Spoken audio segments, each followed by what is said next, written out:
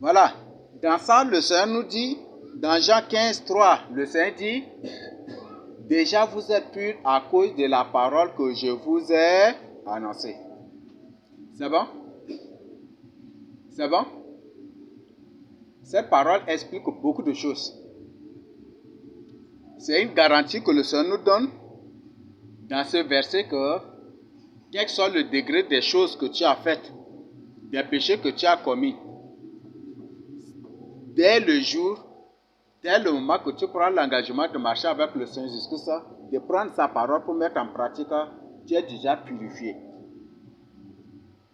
Le Seigneur dit, ah, déjà vous êtes purs à cause de la parole que je vous ai annoncée. Donc écoutez la parole de Dieu te purifie.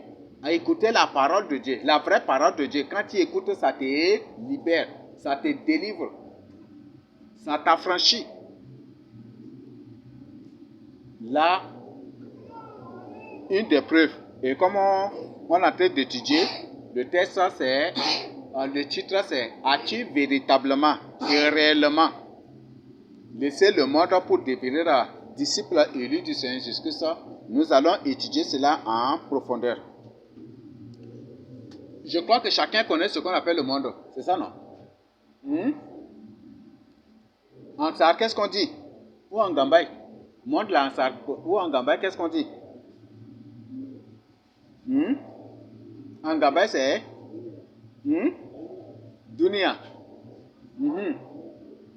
Dunia aussi. En Gor c'est Dunia. En Nanda c'est Dunia aussi. Et en Gabri c'est en Gabri aussi c'est Dunia.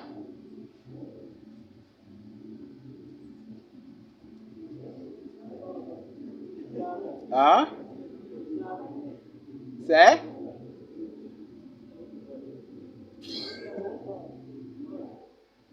C'est? C'est aussi Dunia. Hein? Oui? Kurialo. Ça c'est en Gabri. En Mundang. Kurialo.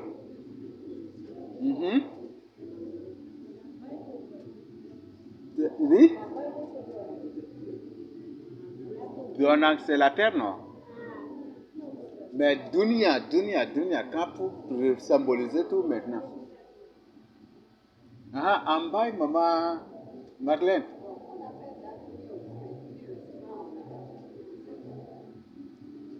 Anglaka.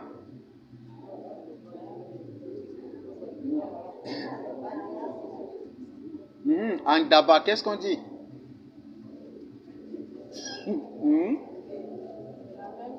Dunia aussi.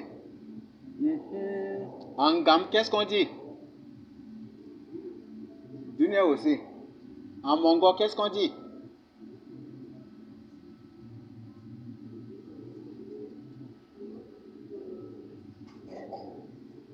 En Mongo, c'est aussi Dunia.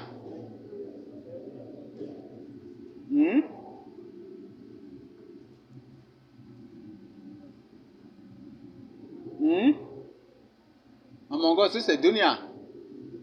Oui, en Kanembou, qu'est-ce qu'on dit?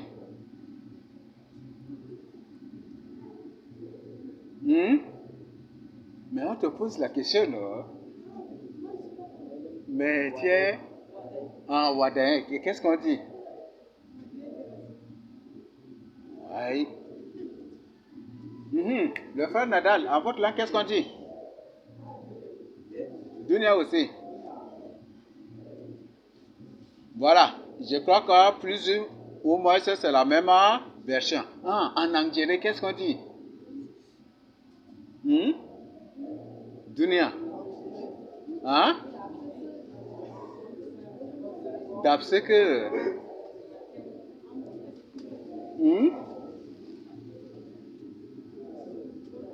En anglais, c'est quoi? Takese. Takese. C'est vrai ça, Papa Paul? Apparemment, Boudou.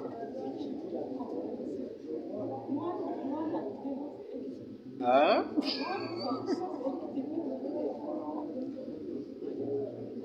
Hein?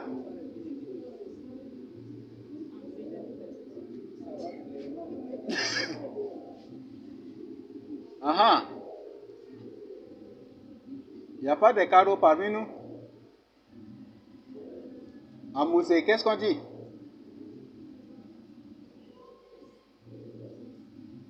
Hmm? Oui, il n'y a pas un Moussé ici. Hmm?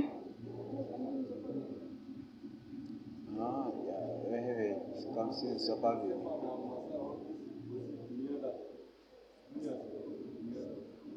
Dunia. Ok, d'accord. Donc, le plus souvent, c'est Dunia. Je crois qu'en arabe même, c'est Dunia aussi, non? Hmm? En arabe local, c'est Dunia, non? Voilà. Donc, toujours, c'est pour parler du monde. C'est bon? Donc, c'est pour parler du monde. Donc, pour parler de la vie en général, parler du monde, voilà, c'est ça, c'est qu'on a. Et en Sar, on utilise aussi Dunia pour, dans certains contextes, on utilise Dunia aussi pour symboliser la souffrance. C'est ça, non? Ça existe aussi dans d'autres langues. Hmm? Pour parler de la souffrance, des événements terribles que tu as traversés, ou parler de souffrance, de pauvreté, de ceci, de cela. C'est la même chose aussi ailleurs. C'est ça, non? Hmm? En lélé, qu'est-ce qu'on dit? C'est Rosalie. Moi, dans lélé, là, qu'est-ce qu'on dit? Ciao. Ah, c'est aussi Dunia, Kusio, Jai. Hey. Hmm? Ok, d'accord. Donc, on voit toujours que c'est la version Dunia. C'est bon? Et déjà, en ça, quand on parle de Dunia, c'est pour parler du monde. C'est pour parler du monde, c'est pour parler de la vie aussi en général, c'est pour parler aussi de la souffrance. C'est bon? Et quand ça parle aussi du monde, voilà. Au contexte biblique maintenant, c'est pour parler de. C'est pour parler de l'ensemble de tout ce qui appartient à Satan. C'est bon? C'est ça le monde au contexte biblique ou au contexte biblique. C'est bon? C'est bon? Parce que le Seigneur a dit qu'il nous a choisi du milieu du monde, n'est-ce pas? Il nous a choisi du monde pour nous mettre à part. C'est ça, n'est-ce pas? Donc, c'est ça. Euh, euh, euh, c'est ce qu'on appelle l'élection de Dieu, le choix de Dieu. C'est ça, c'est ce qu'on appelle aussi une vie mise à part. C'est bon? Voilà. Nous allons voir, étudier. Je vais vous présenter le cas de certaines personnes qui sont choisies et mises à part dans la Bible. C'est bon? Je vais vous les citer. Qui a l'idée sur certains dans la Bible bibliquement? Quels sont ceux-là que Dieu a choisis pour les mettre à part? Dieu les a choisis du monde pour le témoin. Nous avons Paul. Oui. Frère Nadal. Abraham. Sœur Tarum.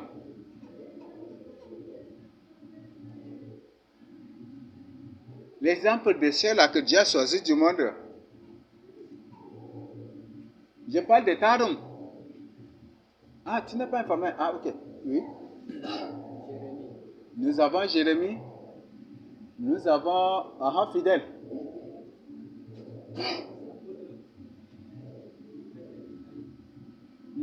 Nous avons Innocent. Sauf qui est innocent?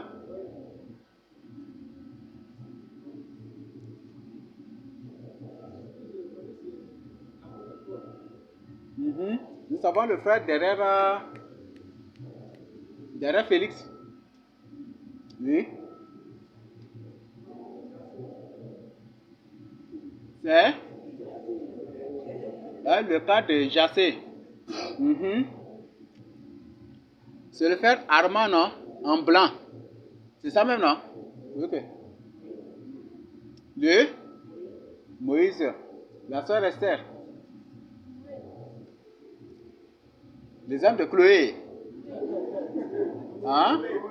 Oui, ah, ok. Oui, le frère derrière là-bas.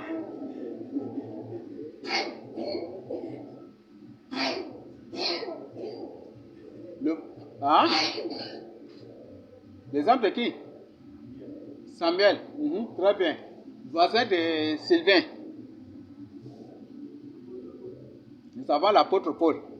Donc nous avons plusieurs exemples de gens qui ont été choisis du monde pour témoigner le Seigneur Jésus-Christ, pour suivre le Seigneur Jésus-Christ. Nous avons tel que le cas d'Abraham, c'est ça, n'est-ce pas? Nous avons le cas de Jacob.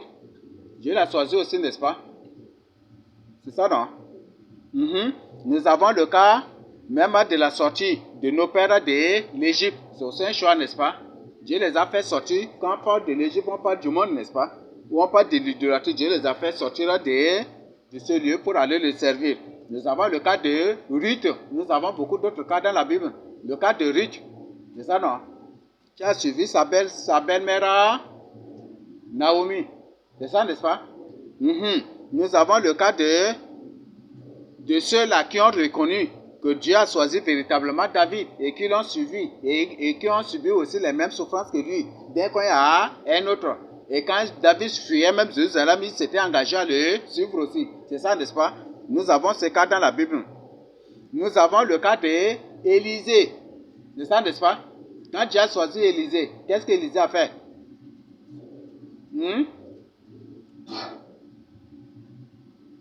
Ces bœufs-là, il a égorgé, puis mangé, et puis il a poursuivre, n'est-ce pas? C'est ça, non? C'est ça, n'est-ce pas? Et quand Dieu, dans la plupart des cas, ceux-là que Dieu choisit abandonnent au moins des choses. C'est ça, n'est-ce pas? Nous avons le cas d'Élie, quand Dieu a choisi Élie. Élie, c'est une personne qui n'a ni maison, ni chambre, ni rien. Il dort sur la montagne et puis dans le désert, c'est ça. C'est ça, n'est-ce pas? Élie n'a pratiquement rien du tout. C'est ça, n'est-ce pas? Nous avons le cas de Matthieu, appelé aussi Lévi, dans la Bible. Quand Dieu l'a appelé, quand le Seigneur Jésus l'a appelé, il a abandonné son poste même, n'est-ce pas? Aujourd'hui, va trouver un directeur d'impôt. Abandonne ton travail sur le Seigneur Jésus-Christ. Est-ce qu'il ne va pas te porter plainte?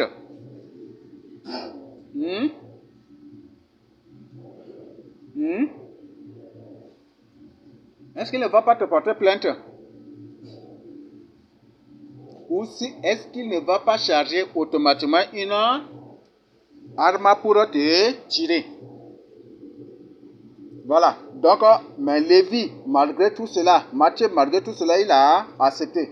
Tous les 12 apôtres sont au moins des gens qui ont laissé des choses. Qui ont au moins, ils ont laissé le monde pour suivre le Seigneur Jésus-Christ. C'est ça, n'est-ce pas? Sauf à l'exception de Judas. C'est ça, non? Nous avons les 120. Après, le Seigneur s'était retrouvé avec 120 disciples sur lesquels était descendu le Saint-Esprit. C'est des gens qui ont tout abandonné. C'est ça, n'est-ce pas? Ils ont tout abandonné et ils étaient tous réunis. C'est ça, n'est-ce pas? Voilà. Pour suivre le Seigneur Jésus-Christ, nous avons le cas de Paul et de Barnabas. C'est des gens qui ont tout abandonné. Et ce qui vraiment satique, Barnabas c'est un lévite. Barnabas c'est un lévite. Et la Bible dit qu'il a vendu même son terrain pour donner aux apôtres. C'est ça, n'est-ce pas? Donc la mission, c'est tout le voyage missionnaire de Paul. En réalité, comme Barnabas, c'est une personne, c'est un lévite. C'est pour cela qu'ils ont placé d'abord Barnabas en première position et Paul comme une personne qui l'aide. Et c'est pas la suite qui se sont séparés. C'est ça, n'est-ce pas? C'est ça, n'est-ce pas? Voilà. Parce que, le domaine d'enseignement de la parole de Dieu, le domaine, c'est d'abord Lévitique. Est-ce qu'on se comprend? Voilà. Et après, nous avons le cas de Amos. Amos était qui avant que le Seigneur ne le choisisse? Un berger, un éleveur des bœufs. C'est ça, n'est-ce pas? Tout comme David aussi. C'est ça, non? Même tout comme Saül aussi. C'est un éleveur des ânes, non? Voilà. Donc, au moins, ça, ces gens-là tous ces gens, au moins, ont abandonné des choses. Malheureusement que certains, après, ils sont retournés à ces choses qu'ils ont abandonnées. C'est bon? Voilà. Nous, avant de voir d'autres parties, nous allons lire ces textes-là pour découvrir les promesses que le Seigneur Jésus-Christ nous a faites, nous qui avons tout abandonné pour le suivre. Il y a des gens qui ont abandonné beaucoup de choses matérielles. Il y a des gens qui ont abandonné des choses immatérielles. Et ces choses immatérielles sont lesquelles? C'est Dorcas. Les choses immatérielles que tu as abandonnées pour suivre le Seigneur Jésus-Christ, c'était lesquelles?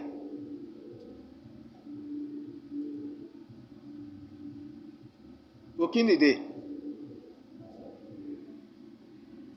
Némi. Le péché. José. Entre nous deux seulement, non? Voilà. Chacun, au moins, ça a abandonné de mauvaises vies pour être là. Vrai ou faux? Même parfois, ceux qui viennent juste pour nous combattre, ils abandonnent certaines choses pour qu'on les croie des élus. C'est ça, n'est-ce pas? Vrai ou faux? Si c'est des buveurs, même là, ils viennent là, ils abandonnent l'alcool. C'est ça, non? Même c'est des voleurs, ils abandonnent tout. Même c'est des fumeurs, ils abandonnent tout. Pour au moins ça, pour que nous les prenions comme des élus. C'est ça la tactique des loups ravisseurs. C'est ça, n'est-ce pas? S'il vient en tant que fumeur, il reste parmi vous en tant que fumeur, vous allez le chasser. Ça, vous allez dire qu'automatiquement, c'est un combattant. C'est ça, n'est-ce pas? Mais il ne va pas venir en tant qu'un fumeur. Il ne va pas venir ivre ici. Donc, il va se faire élu. Il va se faire vrai enfant de Dieu. Mais le but, c'est pour vous avoir. Voilà, qu'une personne nous lise Luc 18, 28 à 30. Et une deuxième personne nous lise Matthieu 19, verset 27 à 30. Vous voyez, ça finit en 30 toujours. Et qu'une troisième personne nous lise Marc 10, 28 à 31. La première personne, qui va nous... La première personne, oui.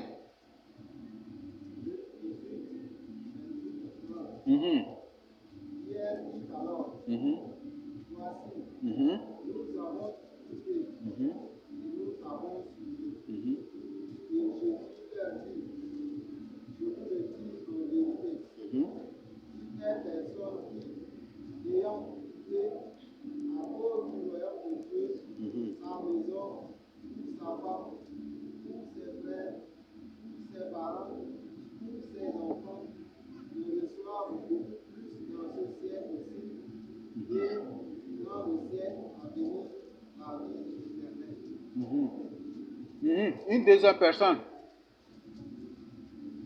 Matthieu 19, 27 à 30. Exactement la même chose.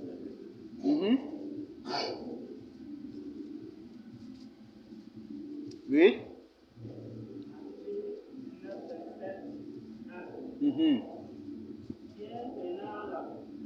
Alors la parole, lui dit, voici, nous avons écouté, et nous avons suivi. Qu'en sera-t-il venu? Jésus leur répondit, je vous le dis en vérité, quand le Fils de l'homme, pour le renouvellement de toutes choses, sera assis sur le trône de sa gloire. Qui m'avait suivi, vous serez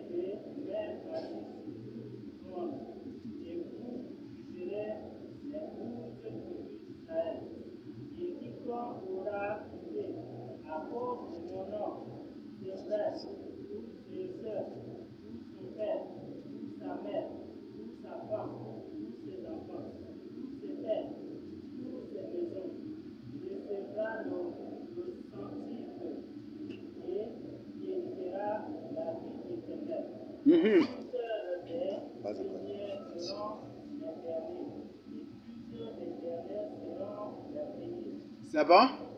Voilà, on demande maintenant à Issa de nous lire Marc 10, 28 à 31. Pierre se mit à lui dire, Voici, nous avons tout quitté, Voici, nous avons tout quitté et nous t'avons suivi. nous t'avons suivi.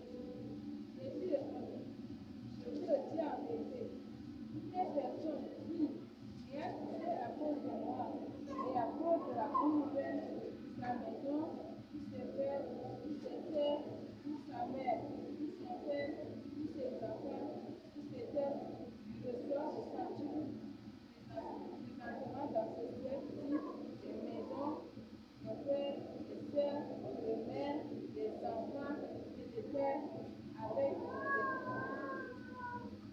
avec des persécutions et dans le siècle à venir la vie éternelle. Mhm. Voilà, voilà, de toutes ces lectures, qu'est-ce que vous avez retenu?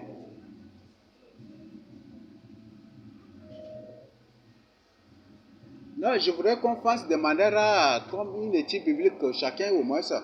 Ah, Papa Paul, qu'est-ce que vous avez retenu?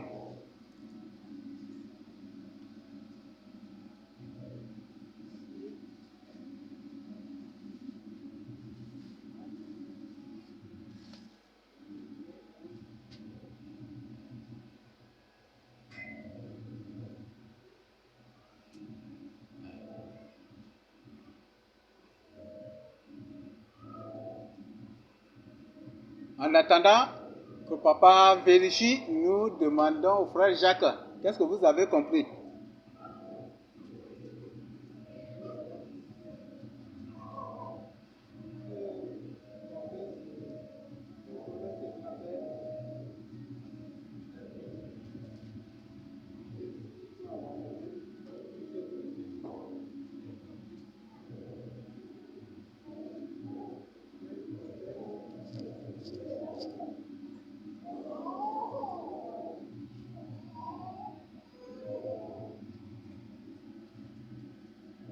Mhm. Oui, papa Père.